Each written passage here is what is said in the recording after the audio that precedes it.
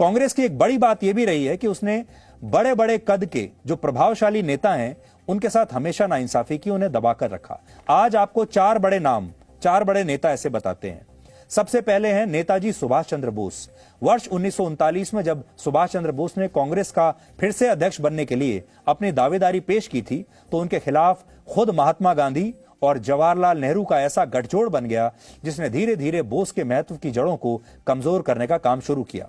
उस समय इस गठजोड़ ने सुभाष चंद्र बोस के खिलाफ पट्टाभी सीतारामैया को अपना उम्मीदवार घोषित कर दिया। आप ऐसे समझ लीजिए कि बोस को ऐसे बताया गया जैसे कि ये एक रेबेल उम्मीदवार हैं, और इसके बावजूद सुभाष चंद्र बोस ये चुनाव जीत गए महात्मा गांधी की मर्जी के खिलाफ और जवाहरलाल नेहरू की मर्जी के खिलाफ। और महात्मा गांधी ने जिस उम्मीदवार को खड़ा किया था बोस के खिलाफ, पट्टाभी सीतारामैया, वो उम्मीदवार हार गया। और यहीं से कांग्रेस में सुभाष चंद्र बोस के महत्व को कम करने के लिए राजनीति शुरू हो गई और कांग्रेस के नेताओं और संस्थाओं से सुभाष चंद्र बोस को सहयोग मिलना बंद हो गया।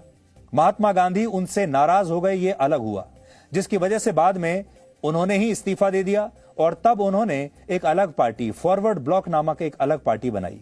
तो आप सोचिए कि सुभाष चंद्र बोस को कैसे एक पूरी योजना के साथ इन सारे लोगों ने कांग्रेस से बाहर किया, जबकि वो इतने लोकप्रिय थे कि बिना महात्मा गांधी की और नेहरू की मर्जी के वो कांग्रेस अध्यक्ष बन गए थे, चुनकर आए थे। तो चुने हुए जो नेता होते हैं वो कांग्रेस को हमेशा से बुरे लगे हैं। इसी तरह से देश के पहले कानून मंत्री डॉक्टर भीमराव अंबेडकर की भी अनदेखी हुई। 1951 में जब जवाहरलाल नेहरू ने हिंदू कोड बिल वापस लिया तो अंबेडकर ने अपने मंत्री पद से इस्तीफा दे दिया विरोध में, और बाद में कांग्रेस भी छोड़ दी। कहा जाता है कि नेहरू और अंबेडकर के बीच मतभेद बहुत बढ़ गए थे और नेहरू को लगता था कि अगर अंबेडकर कांग्रेस में रहे तो वो यानी नेहरू कभी भी संगठन में ज्यादा मजबूत नहीं रह पाएंगे। यानी अंबेडकर नेहरू को सीधा कंपटीशन दे रहे थे। इसलिए अंबेडकर के लिए परिस्थितियां ऐसी बना दी गईं कि उन्हें कांग्रेस छोड़नी पड़ी और बाद में उन्होंने शेड्यूल्ड कास्ट फेडरेशन नाम की एक अलग पार्टी बनाई, जिसने पहले लोकसभा चुनाव में पूरे देश में 10 राज्यों में 35 सीटों पर चुनाव भी लड़ा। सरदार वल्लभ भाई पटेल को भी कांग्रेस पार्टी में वो सम्मान नहीं मिला जिसके वो हकदार थे। आजादी से 1 साल पहले वर्ष 1946 में जब कांग्रेस पार्टी में अध्यक्ष पद के लिए चुनाव हुआ तो यह बात तय थी कि जो नेता कांग्रेस अध्यक्ष बनेगा वही भारत का पहला प्रधानमंत्री भी बनेगा।